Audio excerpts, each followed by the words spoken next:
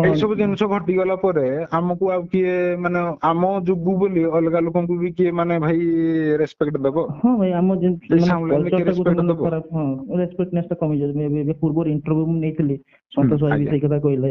ଆଉ ଆପଣ ଅନୁଗୁଳରେ ଆମର ଯୋଉ ଅଛନ୍ତି ପ୍ରେମ ଭାଇ, କାଳିଆ ଭାଇ, ସେମାନେ ବି କହିଲେ ଯେ ଆମେ 5,000 ଲୋକ ମାନେ ଆମ ପାଖରେ ମିନିମମ୍ ଅନୁଗୁଳ ଢେଙ୍କାନାଳ ମିଶିକି 5,000 ଭଳିଆ ମେମ୍ବର ଅଛନ୍ତି ଆମ ପାଖରେ, ସେମାନେ କେମିତି ଚଳିବେ? କହିଥିଲେ ଅମ୍ବିକାର ଅନର କାଳିଆ ଭାଇ।